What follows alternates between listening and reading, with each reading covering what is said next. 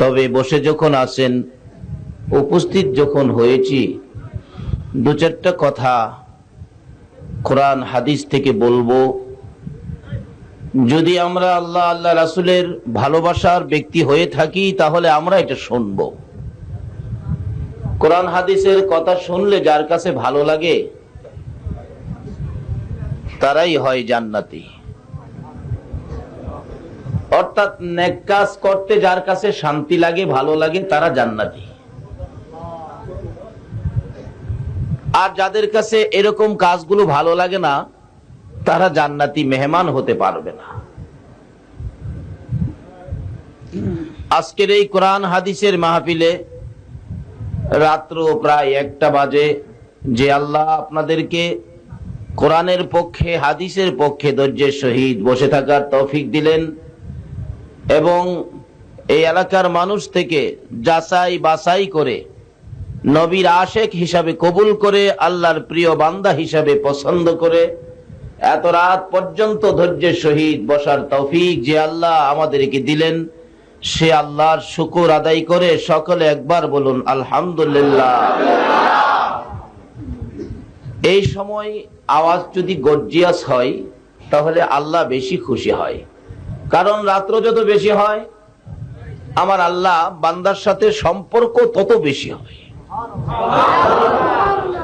কারণ এই সময় তো মানুষ সজাগ থাকে না, এই সময় মানুষ ঘুমায়। কিতাবে আসছে 3 কিসিমের ব্যক্তির জন্য জাহান্নামের আগুন হারাম হয়ে যায়। এক কিসিমের ব্যক্তি হলো যারা নবীর প্রেমে চোখে ঘুম দেয় না, জাগ্রত থাকে। বলুন কার প্রেমে? কোন নবী? যেই নবী সৃষ্টি না হইলে জগৎ সৃষ্টি হতো না। শুধু জাহান্নামের আগুন হারাম হয় এটাই শেষ নয়, নেকির বাজেট কত। মা আয়েশা সিদ্দিকা রাদিয়াল্লাহু তাআলা আনহা বলেন, আমি একদিন এরকম গভীর রাত্রে আকাশে চাঁদ, তারা দিয়ে সাজানো আকাশ, কি সুন্দর, রাসূলের সাথে হাঁটতেছিলাম। হঠাৎ মা আয়েশা বললেন, ইয়া রাসূলুল্লাহ, আকাশে এত তারা, এই তারা পরিমাণ নেকি কি কোনো মানুষের আছে? আচ্ছা বলুন তো, এরকম প্রশ্ন যদি আমাদের কাউরে করে, এটার জবাব দেওয়া কি সম্ভব হবে? আচ্ছা, যাকে প্রশ্ন করলেন উনিই বা কিভাবে দিবে? আকাশের তারা কি কেউ গণছে? কিন্তু সাধারণ মানুষের পক্ষে, বিজ্ঞানের পক্ষে এটা অসম্ভব। কিন্তু যে নবীকে প্রশ্ন করছে, এই নবীকে এই প্রশ্নের জবাব দিতে অসম্ভব না সম্ভব? দুনিয়ার মানুষ যেটা না জানে আমার নবী সেটা। দুনিয়ার মানুষের পক্ষে, সকল সৃষ্টির পক্ষে যেটা অসম্ভব, এটা আমার নবীর পক্ষে। সেই নবী হলো আমাদের নবী, আমরা সেই নবীর পক্ষে থাকবো। কি বলেন, রাজি আছেন না? শুধু রাত্র কেন, প্রয়োজন হলে এই নবীর জন্য আমরা জীবন দেব। রাজি আছেন? যারা নবীকে ভালোবাসতো তারা নবীর জন্য জীবন দেয় নাই? মহিলারা পর্যন্ত জীবন দিছে। প্রশ্ন করলেন, ইয়া রাসূলুল্লাহ, আকাশে এত তারা, এই পরিমাণ নেকি কি কোন মানুষের আছে? আচ্ছা কোন তো, এটাও তো আরেক কঠিন প্রশ্ন। নেকির হিসাব কে কত নেক করছেন কোন মানুষ জানে? তাহলে মানুষ না জানলেও আমার নবী।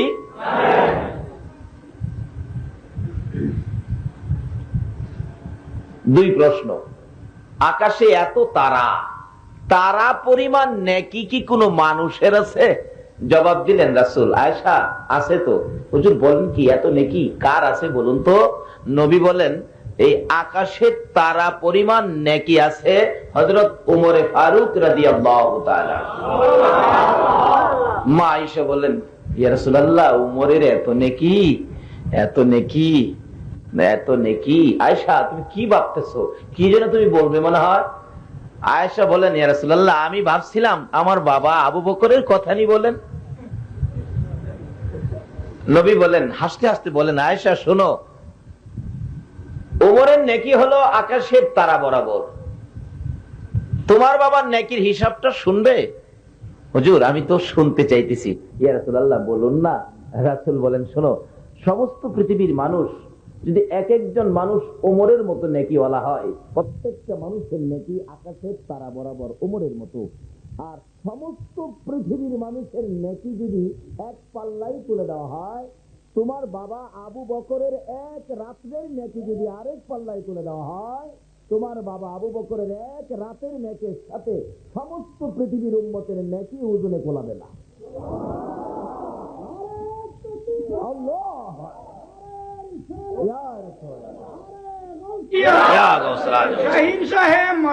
জিন্দাবাদ জিন্দাবাদ, মাশাআল্লাহ। বলুন তো, এখন আয়েশা খুশি না বেজার? মা আয়েশা খুশির ঠেলায় আর ঢুক গিলতে পারতেছে না।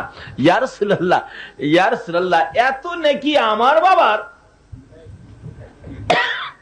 কিভাবে এই রোজগার করলো একটু বলতে চাই, শুনতে চাই।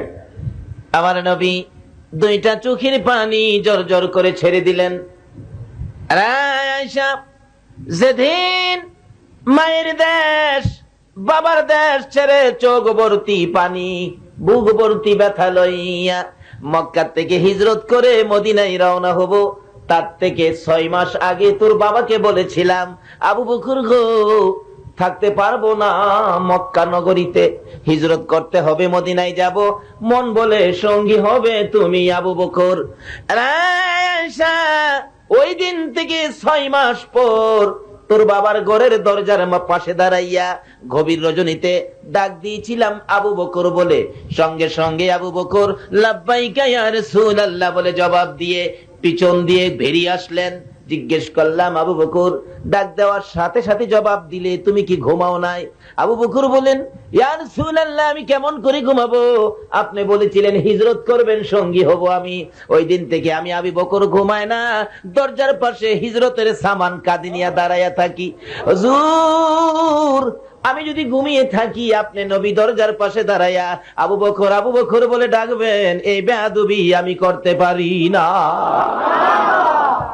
ইয়া রাসূলুল্লাহ, ওই দিন থেকে আজ 6টা মাস পার হয়ে গেল। 6 মাসের মধ্যে একটা দিন পিঠ বিছানার মধ্যে লাগাই নাই। আরামের বিছানা হারাম করে দিয়েছি, আরামের গুণ নবীর ভালোবাসায় হারাম করে দিয়ে হিজরতের সামান কাঁধে নিয়ে দরজার পাশে কানটা লাগাইয়া দাঁড়াইয়া থাকি। কোন সময় জানি আল্লাহর বন্ধু আবু বকর কইয়া ডাক মারে। হুজুর, আমি ঘুমাই নাই এই পর্যন্ত। আমার নবী বলেন, আয়েশা রে, আমি নবীর পাগল প্রেম ভালোবাসা লইয়া যাই আবু বকর 6টা মাস এইভাবে দাঁড়াইয়া দাঁড়াইয়া রাত্র কাটাইছে। এর এক একটা রাত্রের বিনিময় আমার আল্লাহ এই পরিমাণ নেকি আবু বকরকে দান করেছে। এটা নামাজ পড়ে নয়, রোজা করে নয়, হজ করে, জাকাত দিয়ে নয়, এটা শুধুমাত্র কি দিয়ে বলুন তো? ভালোবাসা দিয়ে। আরে নবীর প্রেমের পাগল যারা প্রেম খেলা খেলে, বলুন, নবীর প্রেমের পাগল যারা নবীর প্রেমে ওয়াস করনি দন্ত দেয় ফেলে, নবীর প্রেমে ওয়াস করনি। আরে নবীর প্রেমের পাগল যারা প্রেম খেলা খেলে, হায়রে নবীর প্রেমের পাগল যারা পাগল ছিল আবু বকর, প্রেমে দরিয়াই দিলেন সাঁতার। পাগল ছিল আবু বকর, প্রেম দরিয়াই দিলেন সাঁতার। হাসর মিজান পারি দিবে সেই প্রেমের বলে, হাসর মিজান পারি দিবে সেই প্রেমের বলে। নবীর প্রেমের পাগল যারা প্রেম খেলা খেলে, হায়রে নবীর প্রেমের পাগল। হানজালা পাগল ছিল নবীর প্রেমে জীবন দিল, হানজালা পাগল ছিল নবীর প্রেমে জীবন দিল। গোসল করাইল তারে ফেরেশতার দলে, গোসল করাইল তারে ফেরেশতার দলে। নবীর প্রেমের পাগল যারা প্রেম খেলা খেলে, হায়রে নবীর প্রেমের পাগল যারা। কি বলেন? এই নবীর প্রেমে বসে থাকলে বাজেট বেশি হবে না কম হবে? আচ্ছা বলুন, পৃথিবীর কোন নবী রাসূল কোন মানুষ পারছে কি ফেরেশতাদের হাতে গোসল হইতে? একটাই ব্যক্তি গোসল ফেরেশতারা দেয়, সে নবীর পাগল হযরতে হানজালা। সেই নবীর প্রেমে জাগ্রত থাকলে, চোখে ঘুম না দিলে এই চোখের জন্য জাহান্নামের আগুন হারাম। আপনারা যে বসে আছেন, কি বললেন, মনটা কি কয়, এই বাজেট আমরা পাবো কিনা? ইনশাআল্লাহ বলেন, ইনশাআল্লাহ পাবো। কেন? এই বাজেটগুলি আমাদের নামে অ্যালটমেন্ট দেওয়ার জন্য আমার নবী, উম্মতের কান্ডারি নবী, গুনাহগারের বন্ধু নবী মদিনার রওজা পাকে শুয়ে আছে। নবী তো দাওয়াত পেয়েছিলেন আরশে যাওয়ার জন্য, যায় নাই। সিদরাতুল মুনতাহা যাওয়ার জন্য যায় নাই। জান্নাতুল ফিরদাউসে যাওয়ার জন্য একটা প্রস্তাবও নবী রাখে নাই। নবী বলছে, না, আমি আমার উম্মতের পাশে মদিনায় শুয়ে শুয়ে তামাম পৃথিবীর উম্মতের খবর রাখবো। জোরে জোরে কোন সুবহান। আমরা কি করি না করি, প্রত্যেক জুমার দিন আসরের নামাজের সময় সমস্ত পৃথিবীর উম্মতের হিসাবের খাতাগুলো জুমার দিন মদিনা নিয়ে জমা দেওয়া হয়। আল্লাহ কয়, আমার বন্ধুরে আগে দেখাবি, বন্ধু সিগনেচার হইলে আমি কবুল করব। সুবহানাল্লাহ, আসতে কইলেন। সকল নবী রাসূলের কথাগুলো, আমলগুলো, ইবাদতগুলো পর্যন্ত আমার নবীর সিগনেচার না হওয়া পর্যন্ত আমার আল্লাহ কবুল করে না। আজকে সেই নবীর উম্মত হইয়া রাত্রে জাগ্রত থাকবো, আমাদের ভাগ্য ভালো হবে না খারাপ হবে? এই আয়োজন কে করেছেন? আপনারা কেমন মায়ের সন্তান? নিশ্চয়ই যারা মাহফিলের আয়োজন করেছেন, যারা মাহফিলে বসেছেন, আপনার মা আপনি পেটে থাকাকালীন নবীর উপর দুরূদ শরীফ পড়ছিল। এই দুরূদের তাসীর আপনাদের গায়ে আছে বিধায় আজকে নবীর প্রেম ভালোবাসায় রাত্র জাগ্রত থাকতে আপনাদের ইচ্ছে হয়েছে। ওই নবীর প্রেম আর ভালোবাসায় টান দিয়েছে যে আল্লাহ আমাদেরকে সে নবীর ভালোবাসায় এই মাহফিলে বসে রাত্র কাটানোর ব্যবস্থা করে দিয়েছেন, কবুল করেছেন। আজকে কি যে ভাগ্য আমরা! এই বাজেট কত! এই নবীর প্রেম ভালোবাসায় যে চোখে ঘুম দেয় নাই, এই চক্ষু জাহান্নামের আগুনের জন্য হারাম হয়ে যায়। 2 নাম্বার হলো, যেই চোখ থেকে আল্লাহর আযাব গজবের ভয়ে একটা ফোঁটা পানি বাহিরেছে, এক ফোঁটা পানি। যার চোখ থেকে আল্লাহর আযাব গজবের ভয়ে চোখ থেকে এক ফোঁটা পানি বাহির করতে পারছেন, তার জন্য জাহান্নামের আগুন হারাম। 3 নাম্বার হলো, যে জিনিস আমার জন্য দেখা হারাম, এই হারাম বস্তু থেকে যার চোখটা ফিরাইয়া রাখছে, ওই চোখের জন্য জাহান্নামের আগুন হারাম। তাহলে আমরা 3টা জিনিস এখানে পাইলাম। এর প্রথমটা হলো, যেই চোখ নবীর প্রেমে জাগ্রত। আপনারা কার প্রেমে বসে আছেন? তাহলে আপনারা যে আল্লাহ এভাবে নবীর প্রেমে আপনাদেরকে কবুল করেছেন, জোরে সোরে আবারও বলুন আলহামদুলিল্লাহ। এটা কি এই সে নবীর উম্মতের আওয়াজটা এরকম হইলে চলবে? একটু গর্জিয়াস হওয়া দরকার। এই নবীর উম্মত কি দুর্বল না সবল? কিভাবে সবল? হাদিস শরীফ খুঁজলে পাবেন। আমার নবী এক যুদ্ধের সৈন্য পাঠাবেন, যে যুদ্ধের সেনাপতি ছিলেন হযরত উবাইদা ইবনে জাররাহ রাদিয়াল্লাহু তাআলা। এক জালিম বাদশার বিরুদ্ধে যুদ্ধ। জালিম বাদশা 60,000 সৈন্য মোতায়েন করছে। বলুন কয় হাজার? 60,000 সৈন্য মোতায়েন করছে। এই 60,000 সৈন্যের বিরুদ্ধে যুদ্ধে যাবে সেনাপতি উবাইদা ইবনে জাররাহ। বলতেছেন এই 60,000-এর মোকাবেলায় আখিরি নবীর উম্মত একজন পাঠানো হবে।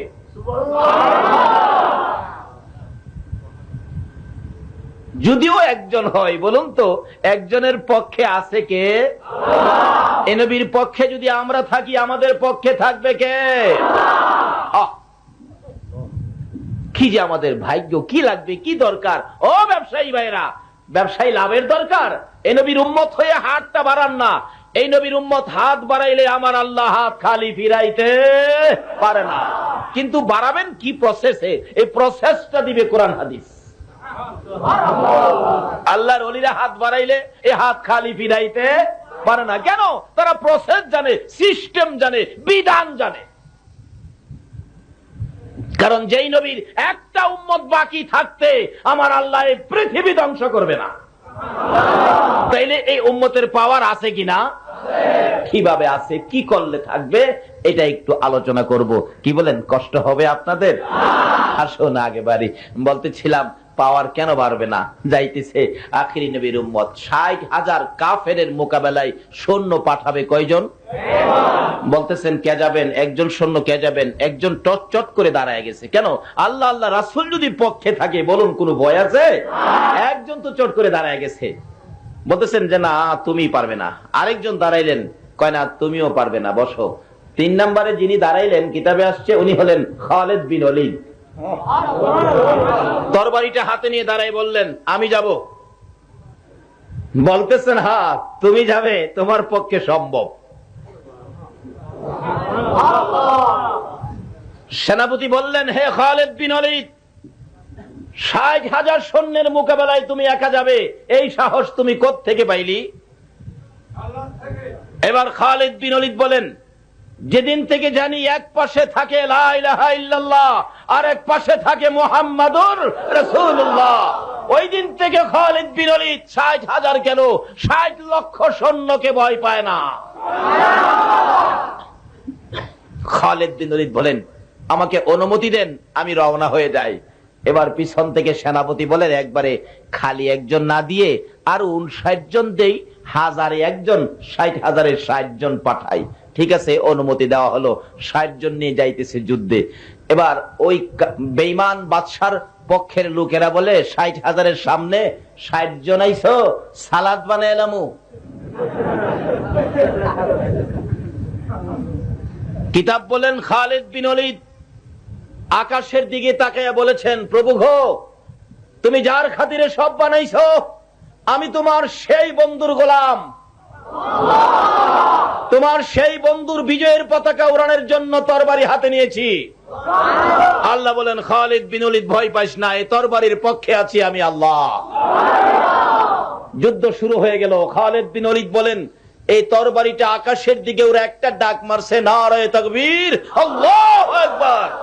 এইভাবে এক ডাকে আক্রমণ শুরু করলে কাফের বেঈমানেরা বলে আমরা দেখতেছি এই তরবারির সাথে আকাশ থেকে 60,000 তরবারি একবারে মারতেছে।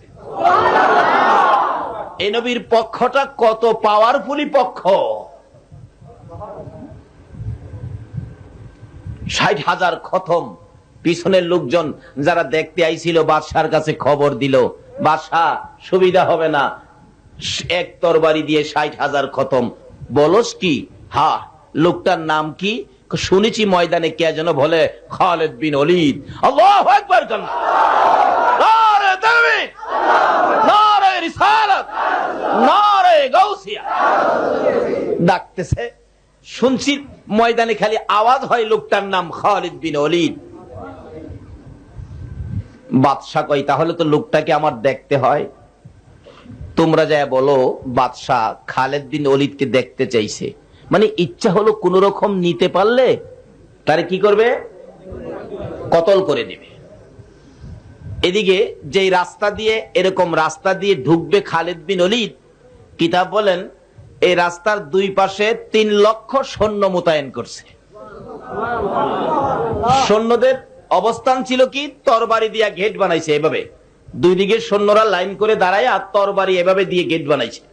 এই তরবারির গেটের ভিতর দিয়ে খালিদ বিন ওলীদ ঢুকবে।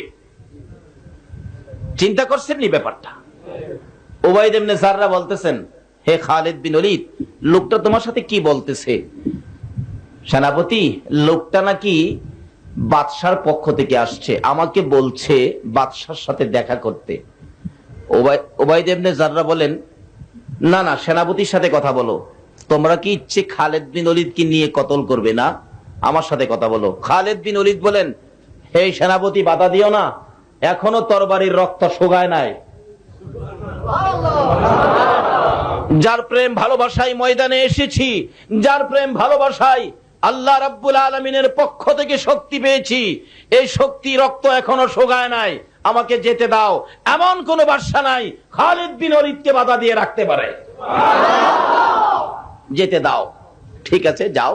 যাইতেছে তরবারিটা হাতে, যাই দেখি ঘেটের মধ্যে এভাবে সৈন্যরা তরবারি দিয়ে গেট করে রাখছে। এই যে অবস্থা ঘেট করেছে, মাথা একটু নত করে ঢুকতে হয়, নত করে। আছে না আমাদের দেশে? বড় বড় লোকের বাড়ির গেট দেখলেন না, মাথা নত করে ঢুকতে হয়। এটা কোন বিধান, কোত্থেকে পাইলেন? খালিদ বিন ওলীদ বলেন, তোমরা গেট উঁচু করো। কয় না, এই বাদশার দরবারে ঢুকতে গেলে মাথা নত করেই ঢুকতে হয়। খালিদ বিন ওলীদ বলেন, মুসলমান আল্লাহ ছাড়া কারো কাছে মাথা নত। এই শিক্ষাই আমার নবী শিখাইছে। যদি এই শিক্ষায় শিক্ষিত হতে পারেন, পৃথিবীর কোন বিজাতি মুসলমানদের গায়ে আঘাত করতে পারে না।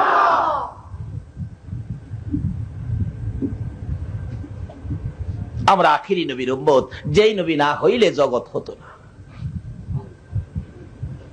যে নবীর ভালোবাসায় এক রাত্রে উমরের মতো নাকি সমস্ত পৃথিবীর মানুষের হইলেও ওজনে কোলায় না। ডাকতেছে, গেট উঁচু করো। কয় না, উঁচু করব না, এটা দিয়েই ঢুকতে হবে। খালিদ বিন ওলীদ লাঠি শুরু করছে। লাঠি মারে, তরবারি বাতাসের মধ্যে উড়ে, রক্তমাখা তরবারি হাতে। সৈন্যরা তো বিপদ, ভিতরে তো আগেই ভয় আছে। 60,000 হুতাইছে, আমরা কি ছাড়বো? যেই খালি লাঠি শুরু করছে, সকল সৈন্যরা কয় না, উপায় নাই, নিজের জান বাঁচাও। তাড়াতাড়ি দৌড়াদৌড়ি ছুটাছুটি করে বাদশার বাড়ির চারপাশে চলে গেছে, বাড়ি ঘেরাও করছে।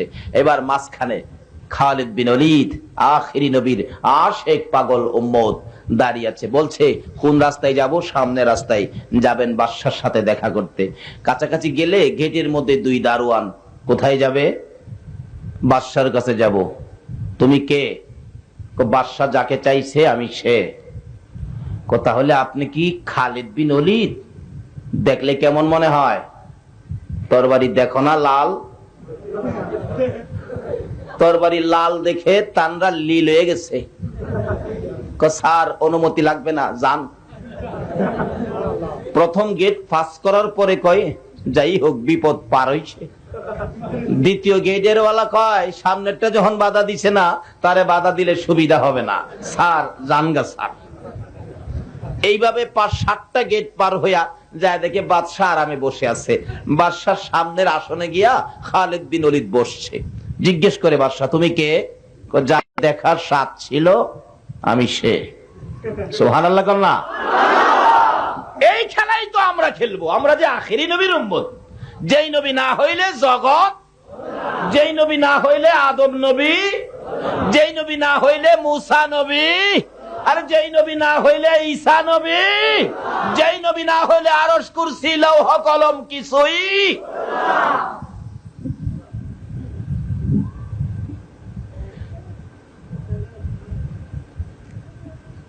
বাদশা কই, এত বড় সাহস! এই বাদশার দরবারে আসতে অনুমতি নিয়ে আসতে হয়। খালিদ বিন ওলীদ বলেন, কোন বাদশার দরবারে কোন অনুমতি নিতে হয় এটা খালিদ বিন ওলীদ ভালো জানে। তুমি নাকি আমারে দেখতে চাইছো? বাদশা কয়, একটু দূরে বসেন, দূরে বসেন। বাদশা কয় দূরে বসতে, খালিদ বিন ওলীদ সামনে আগাইয়া হাঁটুর সাথে হাঁটু লাগাইয়া বইছে। বৈশার রক্তমাখা তরবারিটা বাহির করে দেখে, লাগাল পায়নি। এই খালিদ বিন ওলীদ, এত বড় সাহস কোত্থেকে পাইলি? আমার ঘাড়ের কাছে তরবারি আনলি? জানো 60,000 নয়, 3 লক্ষ সৈন্য তোমাকে ঘেরাও করে রাখছে। এখন যদি তোমাকে নির্দেশ করি, তোমাকে 3 লক্ষ টুকরা করে ফেলবে। খালিদ বিন ওলীদ বলেন, এত বড় সাহস তুই বাদশা কোত্থেকে পাইলি? তুই হুকুম দেওয়ার আগে তোকে টুকরা করে ফেলাবো। খালিদ বিন ওলীদ বলেন, তুই সাবধান হয়, সোজা হয়, তোরে আগে শেষ করব। বাদশা বলেন, খালিদ রাখো। 3 লক্ষ সৈন্যের ঘেরাওয়ের মধ্য থেকে আমি বাদশার ঘাড়ে তরবারি আনতে এই সাহস তুমি কোত্থেকে পাইলি? খালিদ বিন ওলীদ বলেন, যেদিন পড়েছি কালিমা লা ইলাহা ইল্লাল্লাহু মুহাম্মাদুর রাসূলুল্লাহ, ওই দিন থেকে খালিদ বিন ওলীদ দুনিয়ার কোন বাদশাকে ভয় পায় না। জোরে জোরে কান সুবহানাল্লাহ। ওই বাদশা বলেন, খালিদ দাঁড়া, এই কালিমা পড়ার পরে যদি পৃথিবীর কাউরে ভয় পায় না, এত সাহস হয়, তাহলে আমি আর এই কাফের থাকতে রাজি না। আমার এই কালিমা পড়াইয়া মুসলমান বানাইয়া দাও। যেই নবীর উম্মত, যেই নবীর পক্ষে গেলে, কালিমা পড়লে এই পরিমাণ শক্তি হয়, আওয়াজটা তো সেই কিসিমের হওয়া দরকার, গর্জিয়াস ভাবে। আবারও বলুন আলহামদুলিল্লাহ। এইবার বোঝা যায় ঘন্টা দেড়েক চলবো, ব্যাটারি চার্জ আছে। আসুন মোহাব্বত একটু দুরূদ শরীফ পড়ুন, আলোচনায় যায়। আল্লাহুম্মা সাল্লি আলা সাইয়্যিদিনা মুহাম্মাদ। আল্লাহুম্মা সাল্লি আলা সাইয়্যিদিনা মুহাম্মাদ নবী মাওলানা মুহাম্মাদ নবিয়ানা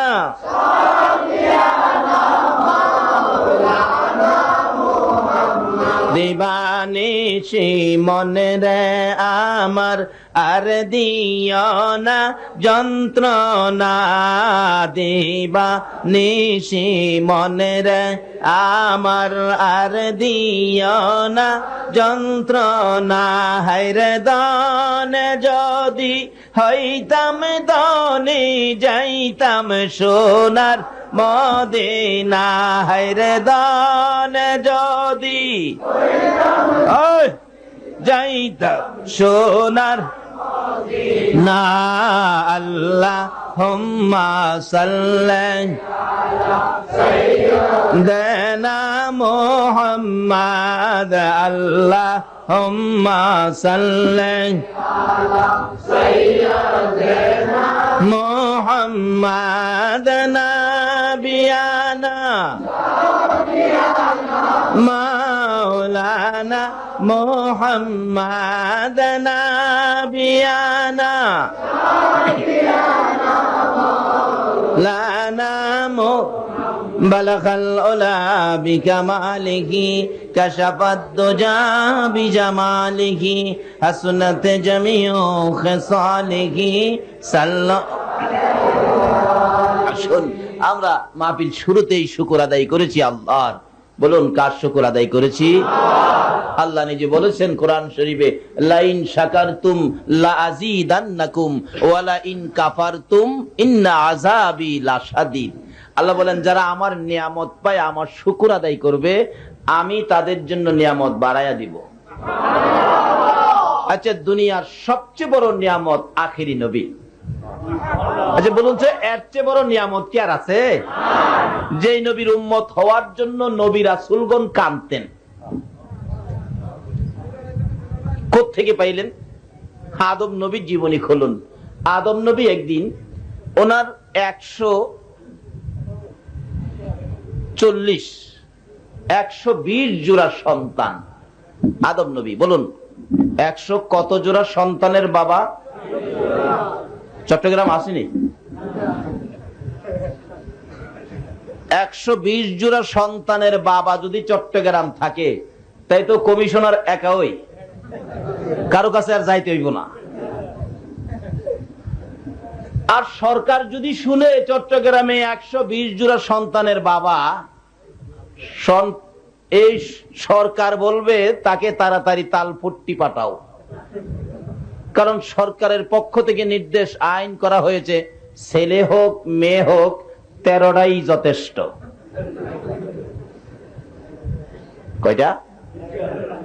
2টা? ও আচ্ছা আচ্ছা, আমি ভাবছিলাম 13টা কেটা।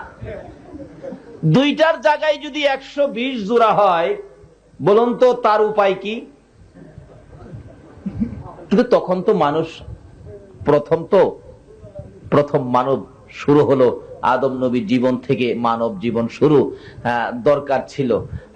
আদম নবী এরকম 120 জোড়ার সন্তান সামনে নিয়ে ওয়াজ মাহফিল করে, ওয়াজ করতেছে।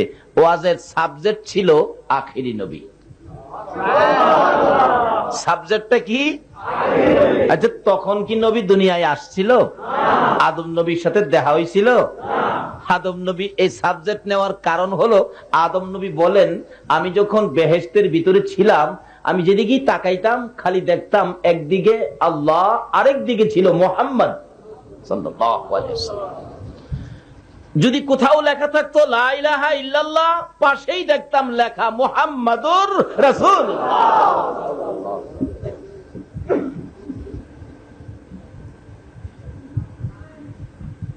আদম নবী বলেন সাবজেক্ট আখিরি নবী, কারণ বেহেশতে যেই খেলা দেখছি রে, তোরা তো দেহস নাই, আমি দেখছি।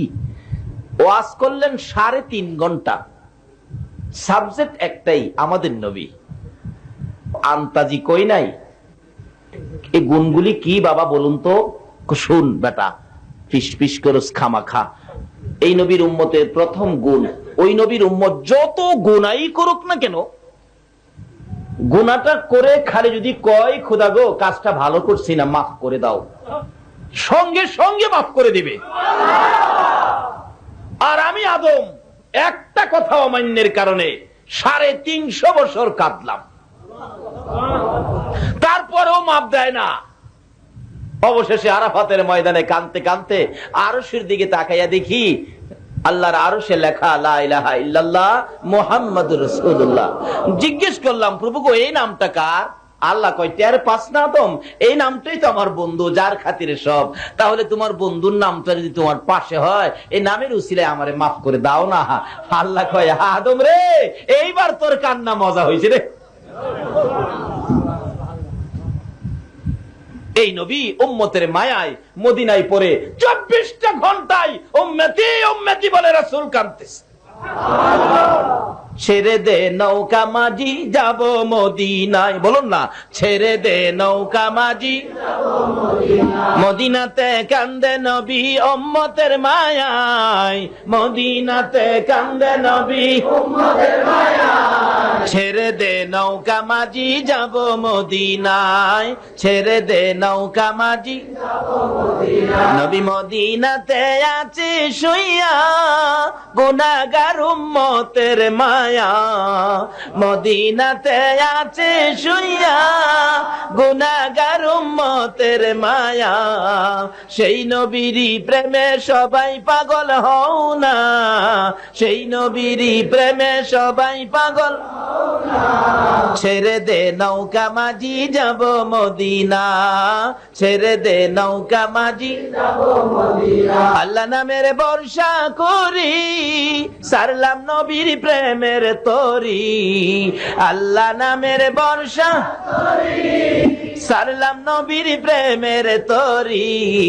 দয়াল নবীর রওজা খানি আমায় দেখাও না, দয়াল নবীর রওজা খানি আমায় দেখাও না। ছেড়ে দে নৌকা মাঝি যাব মদিনা, ছেড়ে দে নৌকা মাঝি যাব মদিনা। আইরে মদিনা যাবেন নি? মদিনা আল্লাহ যদি তৌফিক দেয় যাবেন মদিনা। আরে এই মদিনা রে, মদিনা ডাকতেছে, শীষ ফিস ফিস করিস না। এই নবীর উম্মত যত গুনাহই করুক না কেন, গুনাহটা করে খালি হাতটা বাড়াইয়া যদি কয় প্রভু গো কাজটা ভালো করছি না, আমি আখিরি নবীর উম্মত, আমারে মাফ করে দাও। আল্লাহ আর ফেরেশতাদেরকে রিপোর্ট জিগাবে না লোকটা কেমন ছিল, গুনাহ কত হয়েছিল, হিসাব কিতাব জিজ্ঞেস করবে না, সঙ্গে সঙ্গে মাফ করে দিবে। আর আমি আদম নবী এই নবীর উসিলায় মাফ পাইছি, কত বছর কাদার পরে। দেখছস আমার চেয়ে এই নবীর উম্মতের গুণ কত বেশি। শীষ নবী মাতা জীব, হ্যাঁ কিছু না। 1 নাম্বারটা বল বাবা, 2 নাম্বার গুণটা কোন তো শুন। 2 নাম্বার গুণ, এই নবীর উম্মত যেখানে গুনাহ করে, পানের আড়তে বসে একটা অপরাধ করে ফেলছে, মসজিদে যাইতে হবে না, যেখানে গুনাহ করেছে এখান থেকে মাপ চাইলে এখানেই মাফ করে দিবে। আর আমি আদম রে সারা পৃথিবী ঘুরাইছে।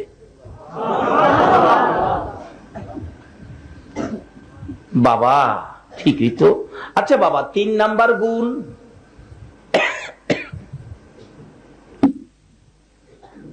কই শুন। 3 নাম্বার গুণ, ওই নবীর উম্মত যত গুনাহই করুক না কেন, গুনার অপরাধে গুনার দরুন তাকে বাড়ি থেকে বের করে দিবে না। আমাকে তোর মা হাওয়াকে বেহেশতের থেকে বের করে দিছে। আচ্ছা আপনাদের এলাকার কাউরে কি গুনার জন্য চট্টগ্রামের কাউরে ডাকা নিয়ে ফেলাইছে?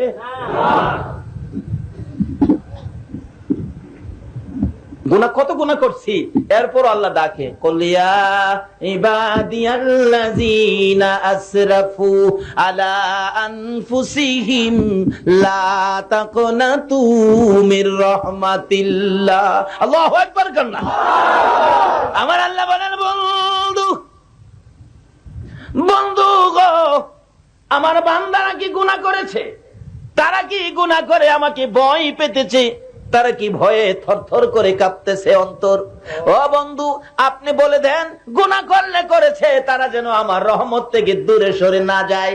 বন্ধু গো, কথা দিলাম, আমি আল্লাহ এমন প্রভু, আমি তাদের জীবনের গুনাহ জমা করে আমি মাফ করে দেব। আল্লাহু আকবার। ইয়া রাসূলুল্লাহ, ইয়া গাউসুল জিন্দাবাদ। মাশাআল্লাহ, জিন্দাবাদ জিন্দাবাদ নবীর সেনা জিন্দা, বলুন বলুন, জিন্দাবাদ। আমল করো নামাজে রোজা, কায়েম করো সুন্নিয়াত। আমল করো নামাজে রোজা, জিন্দাবাদ জিন্দাবাদ নবীর সেনা জিন্দাবাদ। জিন্দাবাদ জিন্দাবাদ নবীর সেনা জিন্দাবাদ। নবীজির আশিক যিনি, মরে ও মরে না তিনি। নবীজির আশিক মরে ও মরে না তিনি। কাফন পরে ঘুমিয়াছে গাউসুল আজম বগদাদ। কাফন পরে ঘুমিয়াছে গাউসুল আজম বগদাদ। জিন্দাবাদ জিন্দাবাদ নবীর সেনা জিন্দাবাদ। জিন্দাবাদ জিন্দাবাদ নবীর সেনা জিন্দাবাদ। নবীর জন্য হও রে পাগল, ওহে নবীর আশিক সকল। নবীর জন্য হও রে পাগল, ওহে নবীর আশিক সকল। পার করিবে দয়াল নবী রোজ হাসর ফুলসিরাত। পার করিবে দয়াল নবী রোজ হাসর ফুলসিরাত। জিন্দাবাদ জিন্দাবাদ নবীর সেনা জিন্দাবাদ। জিন্দাবাদ জিন্দাবাদ নবীর সেনা জিন্দাবাদ। আমল করো নামাজে রোজা, কায়েম করো সুন্নিয়াত। আমল করো নামাজে রোজা, কায়েম করো সুন্নিয়াত। জিন্দাবাদ জিন্দাবাদ নবীর সেনা জিন্দাবাদ। জিন্দাবাদ জিন্দাবাদ। বলতেছিলাম, অন্য নবী রাসূলের উম্মতেরা গুনাহ করলে সারা দিন রাত ব্যস্ত হয়ে যায়, কিভাবে জীবনের গুনাহগুলি মাপ নিব, কিভাবে মাপ নিব। আর আমার আল্লাহ ব্যস্ত থাকে কিভাবে আখিরি নবীর উম্মতের মাপ দিব। জোরে জোরে কোন সুবহানাল্লাহ। আমার আল্লাহ বলেন, বন্ধু বলে দাও না আমার বান্দাদেরকে তারা কি গুনাহ করেছে, তারা যেন ভয় না পায়, আমার রহমত থেকে যেন দূরে সরে না যায়। কথা দিলাম, আমি তাদের জীবনের গুনাহগুলো জমাইয়া আমি আল্লাহ মাফ করে দেব। আদম নবী ওয়াজ করেন, শীষ ফিস ফিস করিস না বেটা, এই নবীর উম্মতের পাওয়ার আছে, গুণ আছে। বাবা 3 নাম্বার গুণ শুনলাম, বেহেশতের থেকে বাইর করে দিল। এই নবীর উম্মতের কোটি কোটি গুনাহ করলো, বাড়িতে বাইর করবে না, কয় না। 4 নাম্বার গুণ শুন, 4 নাম্বার গুণ হলো ওই নবীর উম্মত কোটি কোটি গুনাহ করবে, এমন গুনাহ করবে যে গুনার দরুন গুনাহ এত গুনাহ হয়েছে আকাশের নিচে জমিনের উপরে তার গুনাহ রাখার আর জায়গা নাই। এই পরিমাণ গুনাহও যদি কেউ করে, তবু তার পরন থেকে কাপড় খুইলা নিবে না, উলঙ্গ করবে না। আমি আদমরে উলঙ্গ কইরা ফেলাইছি, তাইলে আমার চেয়ে এই নবীর উম্মতের গুণ বেশি। শীষ নবী কয় বাবা 5 নাম্বার গুণ, ওই নবীর উম্মত যত গুনাহই করুক না কেন, তার কাছ থেকে তার বিবিকে দূরে সরাইয়া নিবে না। এরকম আসেনি? কেউ প্রমাণ দিতে পারবেন? নামাজ পড়ে না, ভালো কাজ করে না, তার বিবি তিব্বতের মারে চট্টগ্রাম থেকে ঢাকা নিয়ে ফেলাইছে, পারবেন না। ওই আদম নবী ওয়াজ করতেছে, বাবা শীষ এই নবীর উম্মতের, নবী তো তুলনাই নাই, নবীর উম্মতের অবস্থা দেখো না। 5 নাম্বার গুণ, ওই নবীর উম্মত কোটি কোটি গুনাহ করবে, কিন্তু তার কাছ থেকে তার বিবিকে দূরে সরাবে না। আমার কাছ থেকে তোর মা হাওয়াকে দূরে সরাইয়া দিছে, এমন দূরেই সরাইছে খুঁই যাও পায় না। শীষ নবী কয় বাবা এবার বুঝে আসছে ওই নবীর উম্মতের তো গুণ। কয় খালি গুণ না বেটা, শুন, আমি তো পাইতাম না, তোর আমলে যদি আখিরি নবী আইয়ে নবতী সাইরা হে নবীর উম্মত হয়ে যাইস। আসলে এরা এক ক্লাসে উম্মত হইয়া আসছে, কারণ সকল নবীরা আইসা কালিমা পড়াইতেন। আদম নবী কালিমা পড়াইতেন লা ইলাহা ইল্লাল্লাহ আদামু সফিউল্লাহ। মুসা নবী কালিমা পড়াইতেন লা ইলাহা ইল্লাল্লাহ মুসা কালিমুল্লাহ। সকল নবীর কালিমা এই কিসিমের ছিল। যদি তাদেরকে জিজ্ঞেস করি আপনারা যে এই কালিমা পড়াইছেন, দাওয়াত দিলেন, কিন্তু আপনাদের কালিমাটা কি ছিল, নিজের কালিমা কি ছিল? সকল নবী রাসূলগণ বলবেন আমাদের কালিমা ছিল লা ইলাহা ইল্লাল্লাহ মুহাম্মাদুর রাসূল।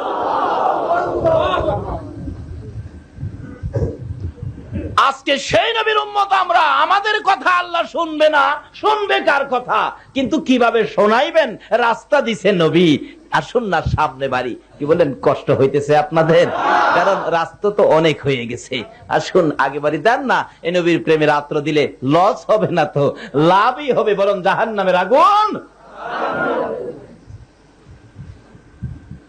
শীষ নবী মাঝখানে দাঁড়ায়। বাবা এটা বুঝলাম, আরেকটা প্রশ্ন রাখি। কি প্রশ্ন? আপনারে বলে ফেরেশতারা সেজদা করছিল, কাহা করছিল, তো আখিরি নবীরে কি ফেরেশতারা সেজদা করব? বলেন। আদম নবী হাসে আর কে, বেটা শীষ কিছুই বুঝোস না, খালি করস ফিস ফিস। আরে সেজদা তো করছে আমারে, আসলে হাকিকতে আমারে করে নাই। আমরা নামাজ পড়ি মসজিদে, সেজদা করি পাকাই। আচ্ছা, আসলে কি মসজিদের ওয়ালকে সেজদা করি আমরা? সেজদা করি কাকে? মসজিদে সেজদা, কিন্তু আসলে মসজিদ কেনা, সেজদা করি কাকে? এবার আদম নবী কয়, বেটা শীষ সেজদা করছে আমারে, তোরা দেখছস বা শুনছস, কিন্তু হাকিকতে সেজদা আমারে করে নাই। যেদিন ফেরেশতারা সেজদা করেছিল, এদিন আমার কপালে আখিরি নবীর নূরে মুহাম্মদী জুলাইত ছিল। হাকিকতে নূর আখিরি নবীর নূর মুবারককে সেজদা করেছে, আমাকে নয়।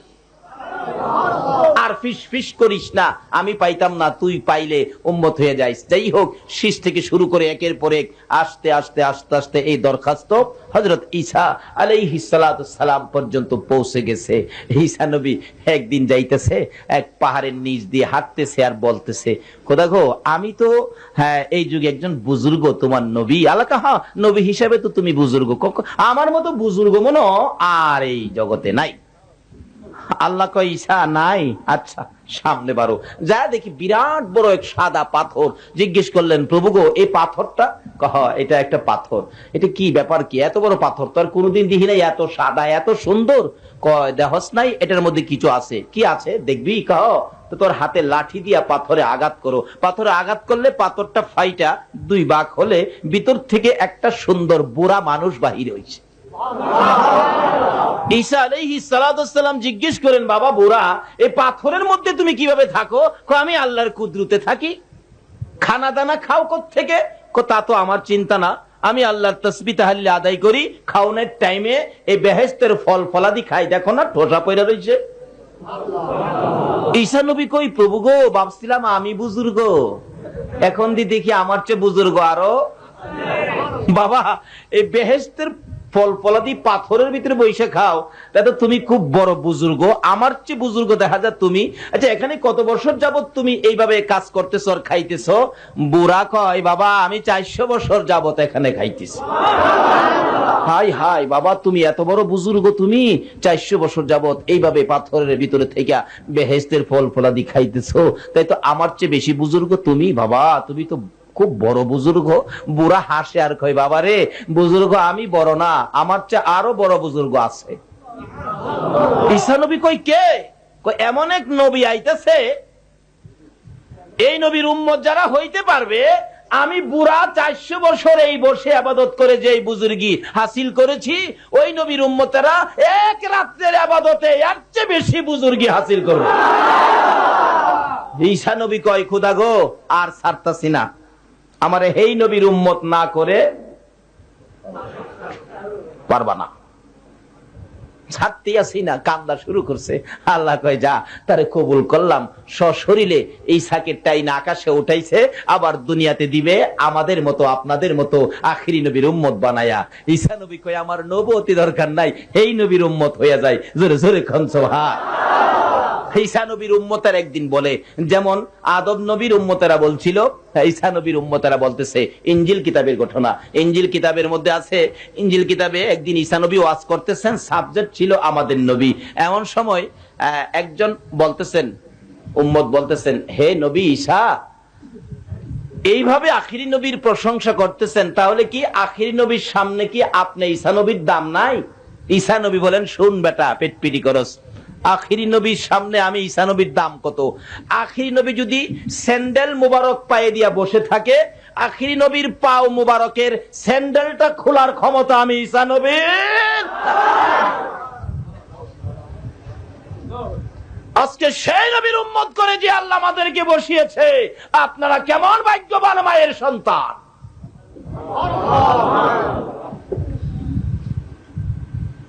তার সাথে সাথে আমরা সেই আল্লাহর শুকর আদায় করেছি যে আল্লাহ আমাদেরকে এই নবীর উম্মত করে বিনা কান্দায়, বিনা দরখাস্তে, কান্নাকাটি ছাড়া আখিরি নবীর উম্মত করে এরকম একটি মাহফিলে নবীর পক্ষে এই সময় দেওয়ার জন্য আমাদেরকে কবুল করেছেন। বলুন তো, আল্লাহ কাজটা ভালো করেছে না খারাপ করেছে? সেই জন্যই তো আমরা আল্লাহর শুকর আদায় করেছি। আল্লাহ বলছেন, যারা আমার শুকর আদায় করে আমার নিয়ামত পায়া, আমি তাদেরকে নিয়ামত বাড়াইয়া দেই। আচ্ছা বলুন তো, নিয়ামত বাড়াইয়া দিলে আল্লাহর নিয়ামত নবীজি ব্যতীত এর চেয়ে দামি নিয়ামত আর আছে? আর আছে? মা আমেনা বললেন, যেদিনে রাহমাতাল্লিল আলামিন নবী দুনিয়ায় আসছে, আমি আমেনা কোলে নিয়ে বারবার খালি তাকায় দেখতেছি, খোদা গো, এটা দিয়ে আমারে সোনার পুতুল বানাইয়া দিছো, এটা দিয়ে আমারে নূরের পুতুল বানাইয়া দিছো। আল্লাহ গো, যদি আজকে তার বাবা থাকতো, না জানি কত খুশি হইতো। এমন সময় দেখি একটু অন্ধকার অন্ধকার দেখা যায়। আমেনা বলেন, তাকাইয়া দেখি উপরে দিয়ে দুইটা পাহাড় একত্রিত হয়ে গেছে, একটা গেট হয়ে গেছে। এবার লক্ষ্য করে দেখি আমার কুলের সোনার পুতুলের দিকে খানায় কাবা মাথা নত করে আমার সন্তানের দিকে সেজদা জানাইতেছে। এর চেয়ে বড় নিয়ামত বলুন আর কি হতে পারে? যেই নবী না হইলে খানায় কাবা হতো না, মসজিদ মাদ্রাসা হতো না, আরশ কুরসি লৌহ কলম হতো না, কুল কায়নাতের কিছুই হতো না, জান্নাত হতো না, জাহান্নাম হতো না। এই নবী পাওয়ার পরে বলুন, এর চেয়ে আরো বেশি নিয়ামত পাওয়ার আছে কিনা? তাই আমরা শুকর আদায় করলাম আল্লাহর। বলুন কার? আল্লাহ নিয়ামত বাড়াইয়া দিবে। খোদা গো, আর কত বাড়াইবা? এই নবী পাওয়ার পরে আর নিয়ামত আমরা আর দরকার নাই। আল্লাহ কয়, এই নবী পাওয়ার পরে তোমরা প্রথম নিয়ামত কি? এক ডাকে তোমরা আমি মাফ করে দিলাম। এরপরেও কি করে? আমার নবী একদিন খুব কাঁদতেছেন। আল্লাহ জিগাই, বন্ধু গো, সব সময় তুমি খালি কাঁদো, ব্যাপারটা কি বলো না? খোদা গো, আমি কাঁদি, অন্যান্য নবী রাসূলের উম্মতেরা আছে, তারাও গুনাহ খাতা আছে, অপরাধ আছে।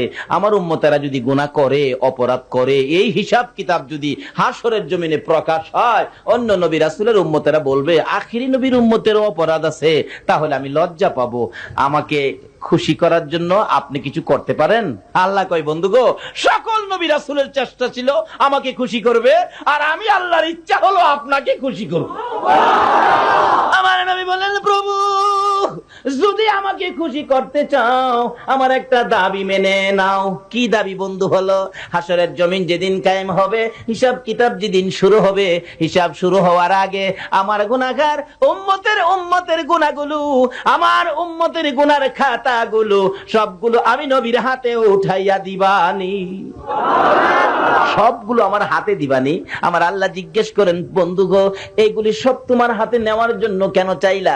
চাইলাম আমার বন্ধু, ও বন্ধু শুনো, আমার গুনাহগার উম্মতের গুনার খবর যেন অন্য নবী রাসূলেরা জানতে না পারে। আমার আল্লাহ বলেন, বন্ধু এই দরখাস্ত যখন করেছো, তোমাকে খুশি করার জন্যই আমার পক্ষ থেকে জবাব নিয়ে যাও। ও বন্ধু, তোমার উম্মতের গুনার খবর অন্য নবী রাসূল জানবে দূরের কথা, আমি তোমাকেও জানতে দিব না। গোপনে গোপনে তোমার উম্মতের গুনাহ আমি আল্লাহ ক্ষমা করে দেব। এই নবী পাওয়ার পরে বলুন আরো কি বেশি পাওয়ার দরকার আছে? এই নবী পাইলে আর কিছু লাগে? কিভাবে পাবেন? এই নবী বিপদ আপদে কিভাবে পাবেন, রাস্তাটা কি, মাওলাকে ডাক কিভাবে শোনাবেন, এটার জন্য আসুন সামনে বাড়ি, আসুন আলোচনার দিকে যাই। আজকে যে আল্লাহ আমাদেরকে সেই নবীর উম্মত করে এই মাহফিলে কবুল করেছেন, এর চেয়ে বড় নিয়ামত আর কিছু হইতে আমরা শুকর আদায় করেছি। এই নবীর উম্মত হয়ে আর কিছু দরকার নাই, এই নবীর উম্মত হয়ে শুকর আদায় করেছি। এই নবীর ভালোবাসা ব্যতীত নামাজ পড়লে নামাজ হবে? বলুন তো, ভালোবাসা আগে না নামাজ আগে? আরো জোরে কোন, নামাজ আগে নাকি নবীর দাওয়াত আগে? নবী বাড়ি বাড়ি ঘুরতেন আর ডাকতেন, ইয়া আইয়ুহান নাস কুলু লা ইলাহা ইল্লাল্লাহ তুফলিহুন, এভাবে ডাকতেন। আল্লাহ কয়, আগে আমার নবীর লগে সম্পর্ক করো, তাহলে তোমার কাজ দেব। কি? আগে নবীর সাথে নবী চিনো, নবী মানো, নবী বুঝো, কোন নবীর উসিলায় কুল কায়নাত বানাইলাম, এই নবীর সাথে সম্পর্ক করো, তারপরে কাজ দিব। কাজ শুরু হলো 40 বছর থেকে, 13 বছর পরে গিয়া নামাজ দিছে। তাহলে বলুন, নবীর ভালোবাসা আগে না নামাজ আগে? তাহলে বোঝা গেল এই নামাজ পড়তে গেলে আগে থাকতে হবে নবীর। সারাদিনের নামাজ শুরু করলে দিনের প্রথম নামাজটা কি? আরো জোরে কোন। ফজরের নামাজ কয় রাকাত? আপনারা কিন্তু বলছেন ফজরের নামাজ কয় রাকাত? আচ্ছা, আমি যদি নিয়ত করি নাওয়াইতু আন উসাল্লি লিল্লাহি তাআলা আরবাআ রাকাতি সালাতিল ফজরে, নিয়তটা হবে কেন? তাহলে 4 রাকাত নামাজ না, ও 2 রাকাত করতে হবে। 2 নিয়তে 4 রাকাত। আচ্ছা, প্রথম নিয়তটা কি করবেন? আরো জোরে কোন, আরো জোরে। আচ্ছা, প্রথম সুন্নতটা দিল কেন? হিসাবে তো ফরজ প্রথম দেওয়ার কথা। আল্লাহ বলেন, আমি যতই ইবাদত নামাজের মাধ্যমে সেটিং করেছি, এই নামাজ সবচেয়ে উত্তম ইবাদত, কিন্তু এই নামাজ ইবাদত দিয়ে আমাকে খুশি করতে গেলে আমার নবী হলো নামাজের দরজা। জোরে জোরে বল না সুবহানাল্লাহ। এই নবীর দরজা দিয়ে যদি তোমরা নামাজে ঢুকো, এই নামাজি যা যা চাইবো তাই আমি আল্লাহ দিয়া দিব।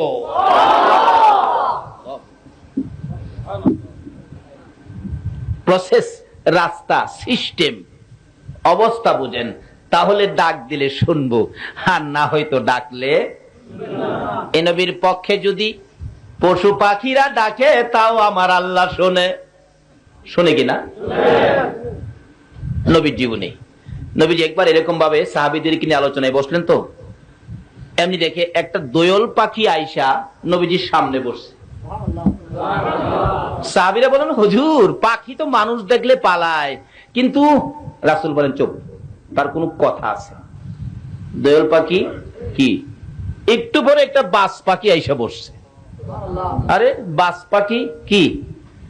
হুজুর, আমাদের একটা কথা আছে। আচ্ছা, দোয়েলের কথাটা আগে শুনি। দোয়েল, তোমার কি কথা? দোয়েল মানুষের মতো কথা কয়। আচ্ছা, পারবো নি পৃথিবীর কেউ দোয়েলের মানুষের মতো কথা কওয়াইতো? প্রথম বলছে, প্রভু গো, মনের দুঃখটা কমু, তোমার নবীর সাথে আমার এক কথা বলার শক্তি দাও না। হাল্লাকো আমার বন্ধুর পক্ষে, বন্ধুর সাথে কথা কবি, দিলাম তোরে শক্তি। আচ্ছা, এই নবীর ভালোবাসায় যদি আমরা কিছু করতে চাই, আল্লাহ শক্তি দিবে না? কিভাবে দিবে? এটাই তো প্রসেস। আসুন না আগে বাড়ি। যেমন সহজ, গাউসে পাকের জীবনী খুললে পাবেন। গাউসে পাক নদীর কিনার দিয়ে তার একজন ভক্ত সহ যাচ্ছে। একটু গেলে দেখে একটা মহিলা, অনেক মহিলারা নদীর থেকে পানি বুড়াইয়া নিতেছে, কিন্তু একটা মহিলা নদীর পানি কলসি বুড়াইয়া বালুর মধ্যে রেখে হাও মাও করে কাঁদতে থাকে। জিজ্ঞেস করলেন গাউসে পাক, এই ভক্ত, দেখো তো মহিলাটা কান্দে কেন? দয়ার নবীর উম্মত তো, তাদেরও তো দয়া আছে। জিজ্ঞেস করলেন, মা তুমি কেন কান্দো? বললেন, বাবা, এই মনের দুঃখ কার কাছে কমু? কেউ শুনে না। এই দুঃখ কেউ শুনে না। এই দুঃখ, আমার একটা ছেলে ছিল, বিয়ে করার জন্য নদীর ওই পারে পাঠাইছিলাম, কিন্তু ঘূর্ণিঝড়ে ধরে বরযাত্রী সহ আসার সময় ছেলের বউ সহ নিচ্ছিন্ন হয়ে গেছে, মিসমার হয়ে গেছে। বাবার লাশটা পর্যন্ত পাইলাম না। বলুন তো, মা লাশ পাইলেও মা এটারে আনজায়া ধরে কিনা? আমার জানা ঘটনা, একবার অ্যাক্সিডেন্ট হইল, ছেলে অ্যাক্সিডেন্টে লাশ বাড়িতে আনলে সবাই দেখতেছে, মা বলেন কার লাশ? তোমার ছেলে। একবারে সমস্ত শরীর রক্তে, মস্তক সিটা রক্ত টক্ত, একবারে দেখলে মানে খারাপ লাগে। এরকম অবস্থায় সকলের কাছে খারাপ, কিন্তু মা দৌড়াইয়া যাইয়া এইভাবে আনজাইয়া ধরছে, বুকের সাথে লাগাইয়া মা দুইটা গালে চুমাইতেছে। বাবা রে, মায়ের কলিজা পাঠাইয়া কই রওনা হয়েছ। এমন একটা দয়া সন্তানের জন্য মার আছে কিনা বলুন?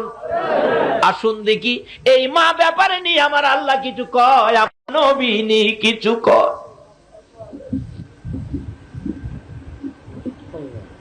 দুঃখিনী মা কান্দে, আল্লাহর ওলির ভক্ত, আমার কলিজা মানে না, আমার বাবার লাশটা পর্যন্ত আমি পাইলাম না। ও কতদিন হইছে? 12 বছর। বলুন কত বছর? 12 বছর। হুজুর গাউসে পাকের কাছে বলতেছেন, হুজুর এই মহিলাটার একটা ছেলে ছিল, বিয়ে করতে ওপার গেছিল, ঘূর্ণিঝড়ের শেষ, এখন 12 বছর হয়েছে, ছেলের মায়ায় 12 বছর পর্যন্ত মহিলাটা কান্দে। সব মহিলারা পানি নিয়ে চলে যায়, কিন্তু এই মহিলাটা ছেলের মায়ায় কান্দে। বলুন তো, মার কান্না কি জীবনে শেষ হয়? এই মারে কষ্ট দিছেন, সব শেষ হয়ে যাবে। আচ্ছা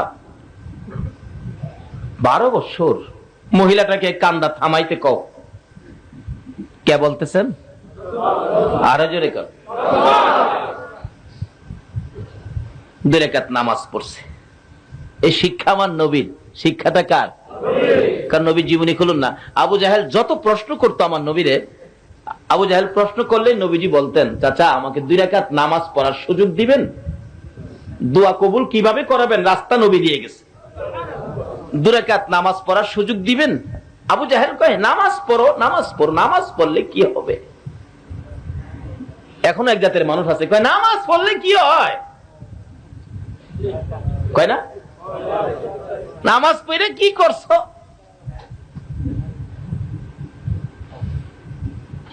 নামাজ পড়তে দেরি, জিবরাইল এসে হাজির হতে দেরি নাই। হুজুর কি ব্যাপার? আবু জাহেল প্রশ্ন করছে, জবাব দিয়ে দেন, ব্যাপার না। যত প্রশ্ন করতে করতে আকাশের চাঁদ 2 টুকরা।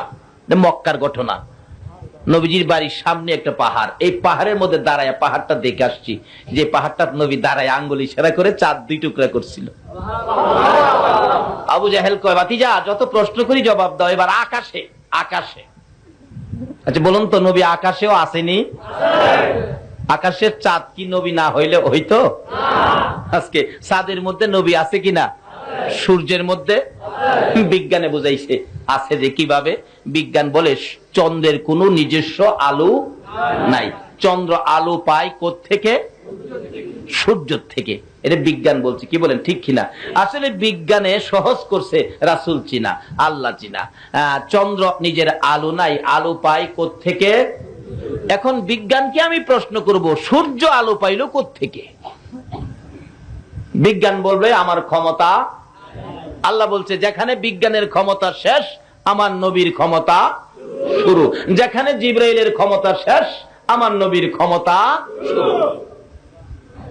সে নবীর উম্মত করে যে আল্লাহ আমাদেরকে পৃথিবীতে দিয়েছেন, আমরা সে নবীর কথা মতো চলতে পারি, সে নবীর উম্মত হয়ে থাকতে পারি, আল্লাহর বিধান মানতে পারি, দাবি দাওয়ানি কবুল করাইতে পারি, যে বিধানে ডাকলে আল্লাহ শুনে, এই বিধান যেন আমরা আমল করতে পারি। আল্লাহ আমাদেরকে সেই বুঝ দান করুক। সকলে বলুন আমিন। আলোচনা অনেক লম্বা হয়ে গেছে, আর সামনে বাড়ি না, বাকি আলোচনা অন্য সময় আসলে করব, যেহেতু রয়ে গেছে সামনে নবীর মহব্বত ও বাপ মার সাথে সম্পর্ক, এটা আজকে সম্ভব হবে না। আসুন এখন দোয়া করি। আনফুসানা ওয়া ইল্লাম তাগফির লানা ওয়া তারহামনা লানাকুনান্না মিনাল খাসিরিন। রাব্বিরহামহুমা কামা রাব্বায়ানি সাগীর।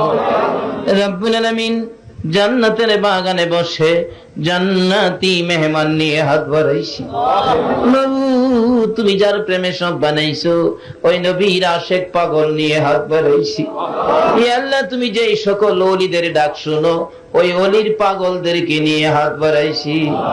মাবুদ এ হাত তুমি কেমনে খালি ফিরাইবা গো আল্লাহ? তুমি যদি ফিরাইয়া দাও বলো না আমরা এই হাত আর কার দরবারে বাড়াবো? ইয়া আল্লাহ ফিরাইও না, ঘুরাইও না। এই মাহফিলে আমরা যারা হাত বাড়াইছি আমাকে সহ সকলের জীবনের গুনাহ ক্ষমা করে দাও।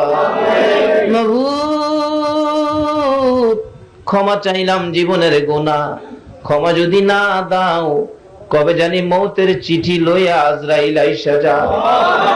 কবে জানি দোকানের পাশে দাঁড়াবে আজরাইল মৌতের চিঠি নিয়ে ঘরের দরজায় দাঁড়াবে। কবে জানি কার সন্তানেরা এতিম হইয়া যাবে। মাবুদ সন্তানাদি এতিম হওয়ার আগে, 3 দিনের জন্য দোকান বন্ধ হওয়ার আগে, অফিসে কালো নিশান উড়বার আগে, আজকে যারা তোমার নবীর ভালোবাসায় রাত্র দিয়ে হাত বাড়াইছে গো আল্লাহ, কার জীবনে কত গুনাহ তুমি হিসাব জিগাইও না। আজকের জন্য কে নামাজি কে বেনামাজি কাউরে কিছু কইও না। এই মাহফিলে যারা হাত বাড়াইছে আমাকে সহ সবাইকে তুমি মাফ করে দাও গো আল্লাহ। মাফ করছো নি গো আল্লাহ? ডাক দেন না আল্লাহ, ও আল্লাহ জীবনের গুনাহ মাফ করছো। দুনিয়াতে দেখি মা যদি মারে সন্তানেরা কানতে কানতে বাবার কাছে যায়, বাবা যদি মারে কানতে কানতে মায়ের কাছে যায়। আমরা যে গুনাহ লইয়া তোমার কাছে হাত বাড়াইয়া কান্দি, তুমি আমরারে মাফ করছো। মা মারলে বাবার কাছে যায়, বাবা মারলে মায়ের কাছে যায়। তুমি যদি মারো আমরা আর কার কাছে যাবো গো আল্লাহ? ইয়া আল্লাহ মা বাবা যারা দুনিয়াতে আছে হায়াত বাড়াইয়া দাও। মা বাবা কেমন জিনিস বুঝার তৌফিক ছেলে মেয়েদেরকে দান করে দাও। ইয়া আল্লাহ দাদা দাদি নানা নানি শ্বশুর শাশুড়ি আলী আওলাদ বংশধর্ময় মুরব্বী পাড়া প্রতিবেশী খানদানবাসী মহব্বতী খাস করে এলাকার জমিনের নিচে যত মুমিন মুমিনাত ঘুমিয়ে আছে সকলের কবর জান্নাতের বাগান বানাইয়া দাও। মাবুদ এই মাহফিলের আয়োজন যারা করেছে গো ইয়া আল্লাহ এই মাহফিল কমিটির ভাইদের বংশধর্ময় মুরব্বী যারা কবরে মাফ করে দাও। ইয়া আল্লাহ আমাদের সকলকে নেক হায়াত বাড়াইয়া দাও। ইয়া আল্লাহ মাহফিল কমিটির ভাইদেরকে হায়াত বাড়াইয়া দাও। ইয়া আল্লাহ তাদের ব্যবসার মধ্যে বরকত লাগাইয়া দাও। ইয়া আল্লাহ যারা ব্যবসা করে সকলের ব্যবসায় বরকত দাও। যারা চাকরি করে পদোন্নতি দান করে দাও। ইয়া আল্লাহ যারা বিমার শেফা করে দাও। হসপিটালে যাইতে হবে এমন রোগ কাউকে দিও না গো আল্লাহ। হসপিটালে যাওয়ার রোগ যদি কারো থাকে আজকের মাহফিলের উসিলায় মাফ করে দাও গো আল্লাহ। ইয়া আল্লাহ যারা অশান্তিতে আছে শান্তি দান করে দাও। ইয়া আল্লাহ যারা ঋণগ্রস্ত আছে ঋণ থেকে মুক্তি করে দাও। যারা অভাবী অভাব দূর করে দাও। যারা নামাজি নামাজ কবুল করে লও। যারা নামাজ পড়ে না নামাজের বুঝ দান করে দাও। যারা মদিনা যাওয়ার পাগল পাখির মতো উড়াইয়া মদিনা লইয়া যাও গো আল্লাহ। মদিনা যদি যাইবার তৌফিক না দাও মদিনাওয়ালারে একদিন ঘুমের ঘরে স্বপ্নে দেখাইয়া দাও। নবীজিকে স্বপ্নে না দেখাইয়া এই মাহফিলের কাউকে তুমি আজরাইলের হাতে তুলে দিও না গো আল্লাহ। ইয়া আল্লাহ মাহফিল শেষে যারা যেখানে যাবে সহি সালামতে পৌঁছাইয়া দাও। যতগুলো আলোচনা হয়েছে আমাকে সহ সকলকে আমল করার তৌফিক দান করে দাও। ইয়া আল্লাহ যতগুলো দরখাস্ত করলাম মাহফিলের উসিলাই দুরুদের উসিলাই সালামের উসিলাই জিকিরের উসিলাই এই মাবুদ গো আলেম ওলামাদের হাতের উসিলাই এই মাহফিলের ডাক তুমি কবুল আর মঞ্জুর করো গো আল্লাহ।